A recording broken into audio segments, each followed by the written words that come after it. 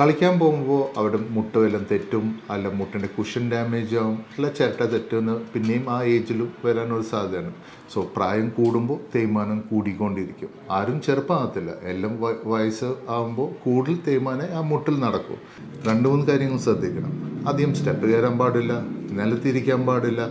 ചുമന്ന വെടി വെച്ചിരിക്കുമ്പോൾ പിന്നെയും ഈ തേയ്മാനം കാര്യങ്ങൾ പിന്നെയും കൂടും. അതിൻ്റെ കൂടെ എക്സസൈസ്.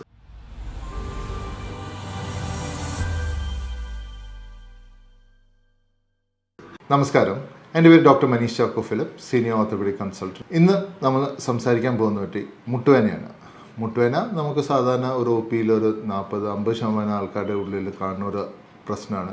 ചെറുപ്പക്കാർ, പ്രായമുള്ള ആൾക്കാർ, കുട്ടികളുടെ ഉള്ളിൽ വരെ മുട്ടുവേന വരും. പല കാരണങ്ങളാണ് മുട്ടുവേന വരുന്നത്.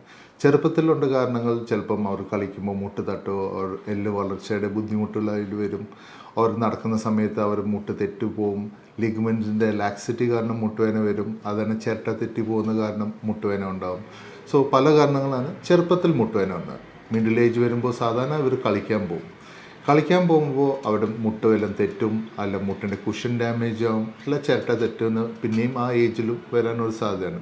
സ്പോർട്സ് ഇഞ്ചുറിയിലാണ് ഏറ്റവും കൂടുതൽ മുട്ടുവേന നമ്മൾ കാണുന്നത്. ഇപ്പോഴത്തെ ചെറുപ്പക്കാർ, എസ്പെഷ്യലി കേരളത്തിൽ വിട്ട സ്ഥലത്തിൽ ഏറ്റവും കൂടുതൽ ഫുട്ബോളും ക്രിക്കറ്റും കളിക്കുന്ന ഒരു സ്ഥലമായതുകൊണ്ട് ചെറുപ്പക്കാരുടെ പല ആൾക്കാരുടെ ഉള്ളിൽ മുട്ടുവേനയുണ്ട്. പക്ഷേ ഇവർക്ക് എല്ലാവർക്കും പോയി ചികിത്സിക്കാനുണ്ട്, ബുദ്ധിമുട്ടാണ്. ചിലവർ കാണിക്കത്തില്ല, ഈ മുട്ടുവേന വെച്ച് നടക്കും. ഇങ്ങനെ സ്വാഭാവികമായിട്ട് നടക്കുമ്പോൾ ഇവർക്ക് മുട്ട് തേയ്മാനം കൂടും.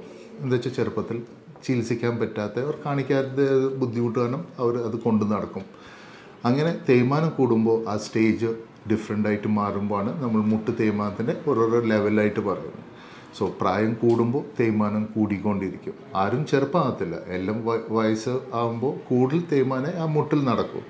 ഈ തേയ്മാനത്തിൻ്റെ ചികിത്സയാണ് നമ്മളിവിടെ നോക്കാൻ പോകുന്നത്. ആദ്യം നമുക്ക് ഓപ്പറേഷൻ ഇല്ലാത്ത ചികിത്സയാണ് എല്ലാവർക്കും വേണ്ടി. സ്വാഭാവികമായിട്ട് അതിന് തുടക്കത്തിൽ തന്നെ വന്നാലാണ് നമുക്ക് ഓപ്പറേഷൻ ഇല്ലാതെ ചെയ്യാൻ പറ്റുന്നത്.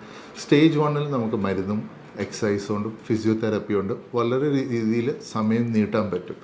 സ്റ്റേജ് 2 ആകുമ്പോഴാണ് നമുക്കിനി വേറെ എന്തു ചെയ്യാൻ പറ്റും. ഇതിനായിട്ട് നമ്മൾ മരുന്നുകൾ കൊടുക്കും, ഫിസിയോതെറാപ്പിയും കൊടുക്കും. രണ്ടാമത്തെ ഓപ്ഷൻ നമ്മൾ പറയുന്നത് ഒരു ഇഞ്ചെക്ഷൻ ആയിരിക്കും. ഈ ഇഞ്ചെക്ഷൻ USFDA അപ്രൂവ്ഡ് ആയിട്ട് വിസ്കോ സപ്ലിമെൻറ്റ്സ് പറയും, ഒരു ഹൈലൂറിക് ആസിഡാണ്. ഇത് ഇവിടെ ഇപ്പോൾ ഇന്ത്യയിലും അവൈലബിളാണ്, പുറത്തുനിന്ന് ഇമ്പോർട്ടഡ് ആയിട്ട് നമുക്ക് കിട്ടുന്നുണ്ട്. സോ ഇതിന് ഒരു ഇയർലി ഇഞ്ചെക്ഷനാണ് നമ്മൾ കൊടുക്കുന്നത്. മന്ത്ലി കൊടുക്കും. പക്ഷേ നിങ്ങളൊരു പേഷ്യനോട് എല്ലാ മാസം വന്ന് ഇഞ്ചെക്ഷൻ വെച്ചോ മുട്ടുവേന മാറും പറയുമ്പോൾ ആദ്യത്തെ 2 മാസം വരേക്കും, അടുത്ത മാസങ്ങൾ അവർ വേറെ ചികിത്സ നോക്കും. ബിക്കോസ് അതൊരു കൺവീനിയൻ്റ് അല്ല പേഷ്യൻറ്റിന്. സോ ഒരു സിംഗിൾ ടൈം 1 ഇയർ ഇഞ്ചെക്ഷൻ എടുത്താൽ നിങ്ങൾക്ക് വേനയും കാര്യങ്ങളും മാറാൻ പറ്റും.